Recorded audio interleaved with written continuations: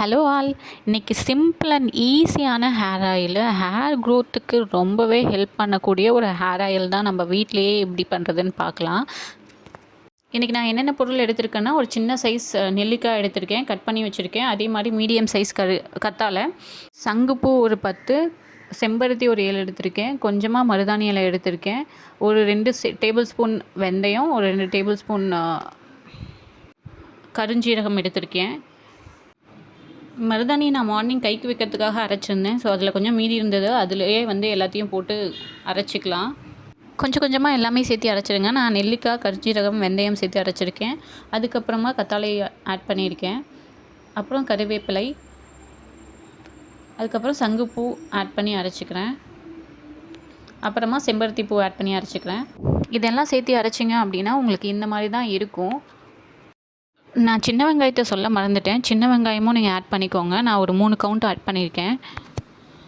சின்ன வெங்காயமும் ஹேர் க்ரோத்துக்கு ரொம்பவே ஹெல்ப் பண்ணும். ஸோ அதையும் சேர்த்து அரைச்சி எடுத்துக்கலாம். நான் இன்றைக்கி செக்கில் ஆட்டின நல்லெண்ணெய் தான் வாங்கியிருக்கேன், 1/2 லிட்டரு.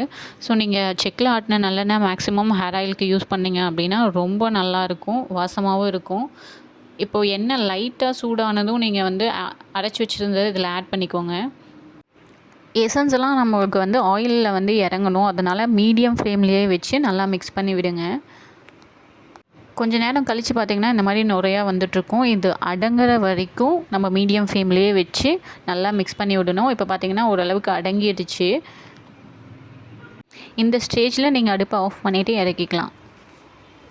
இறக்குனதுக்கப்புறம் ஒரு காட்டன் துணி வச்சு இந்த ஆயில் மட்டும் நீங்கள் ஃபில்டர் பண்ணி எடுத்துக்கோங்க.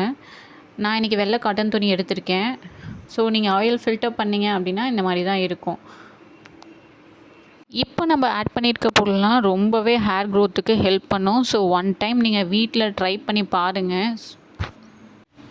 நம்ம ஓனாக பண்ணி ஹேர் ஆயில் அப்ளை பண்ணோம் அப்படின்னாவே ஒரு திருப்தி இருக்கும். நீங்களும் ஒரு டைம் இதை ட்ரை பண்ணி பார்த்துட்டு கமெண்ட் பண்ணுங்கள். பாய்.